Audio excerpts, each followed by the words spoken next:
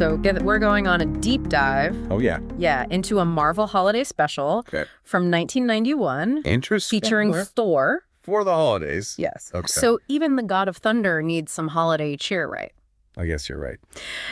We're going to be looking at this single comic book story called "'Twas a Midwinter's Night." Oh, and I'm intrigued. Let me tell you, it's a wild ride. It's got Vikings, Asgard. Oh, wow. And a whole lot of holiday magic. That sounds pretty interesting. What's really cool about this story is how it brings together these three different storylines. Okay. So you've got a group of Vikings battling a storm at sea. Yeah. You've got a wife who's waiting for her husband to come home safe. Uh-huh. And then the realm of Asgard is facing this huge cosmic threat. So like three totally different stories all mashed together into one big holiday tale. Yeah.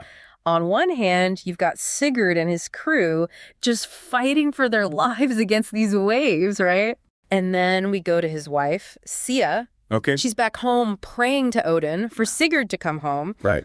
And then, bam, we're suddenly in Asgard with this asteroid. Oh, wow. That's headed right for it. Yeah. Talk about high stakes. Yeah. And the way the story is set up, it's not just for drama. Right.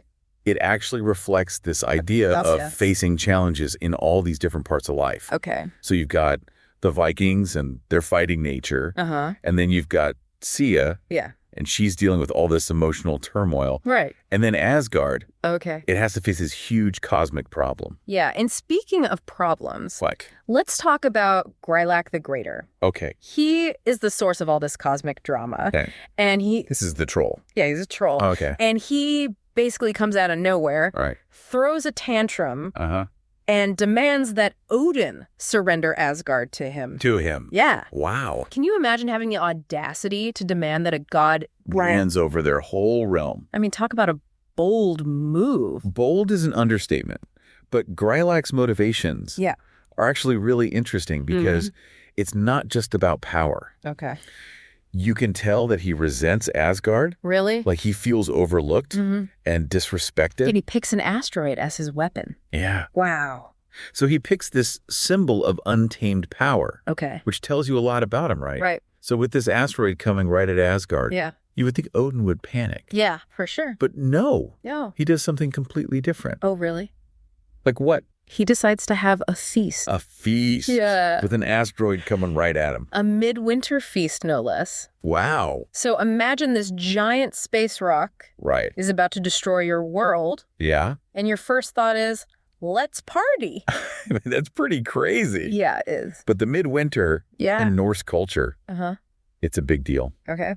So think about it. The Norse calendar is all about light and darkness. Right. And midwinter is like the darkest point of the year. Okay. So these feasts, they weren't just about celebrating. Right. They were about pushing through. Okay. You know, like when you're working out and your muscles are killing you? Yeah. But you keep going. Yeah. That's what they were about. Okay. So Odin, having this feast, he's showing how strong they are. Okay. So he's basically saying, bring on the asteroid, we've got meat and roasted boar, and nothing can break our spirit. Yeah. But here's the thing. Oh, Thor's not there. What? At the feast? Yeah, he's completely absent. Really? Yeah, it's like the story is waiting to have Thor and Grylak fight. So you're just waiting for Thor to come in and smash the asteroid. Exactly. And it makes you wonder when he's going to step in. Yeah. That's a good way to build suspense. Right. Yeah. And the fact that Odin's holding Thor back, it really says a lot about Odin. Yeah. It shows he's patient. Right. He knows when to act.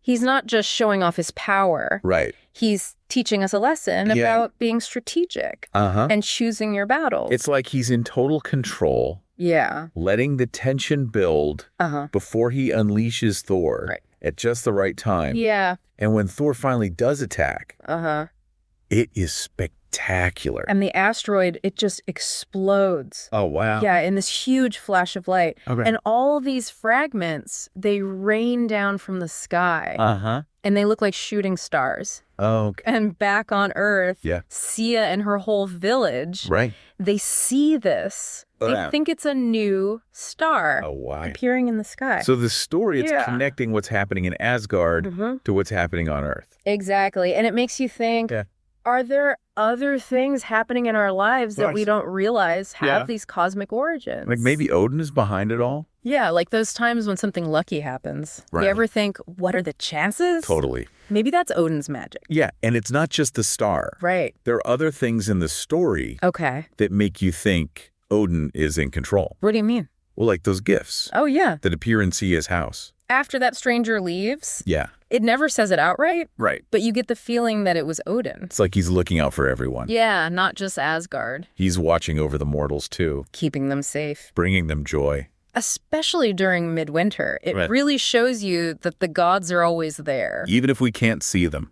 So picture this. Okay. Odin. Yeah. Dressed up as Santa. What? Yeah. As Santa Claus? Riding a chariot. Okay.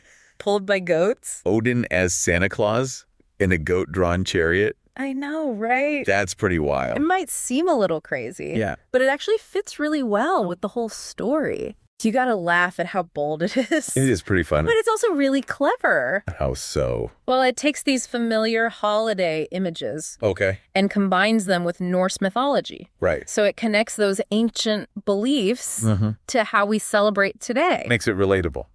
Yeah, exactly. It's like they're saying that these old myths, they're not just stories. They're still relevant to our lives. Because they're about things everyone experiences. Right, like hope and fear and joy. Especially during the holidays. And they do it in a way that's fun. Yeah, you can't help but smile. Right. When you see Odin playing Santa. And in the end, it's a happy ending. Right, the Vikings come home. Because the seas calm down. Another one of Odin's miracles. So everyone's reunited. Yeah. And there's this feeling of peace and joy. The perfect way to end a holiday story. I know. It's like we can all breathe again after holding our breath the whole time. Exactly. And it leaves you feeling optimistic. Which is what you want from a story like this, right? Definitely. It reminds you that even after a storm, the sun will come out again. And that even when things are bad, there's always hope. And that coming together as a community can help you get through anything. Okay, so we've got action, adventure, and some holiday cheer. All in one comic. So as you're with your family this holiday season, take a minute and think about the traditions you share and the stories that have been passed down. Yeah. And remember that there's always hope. Even when things are tough. Happy holidays!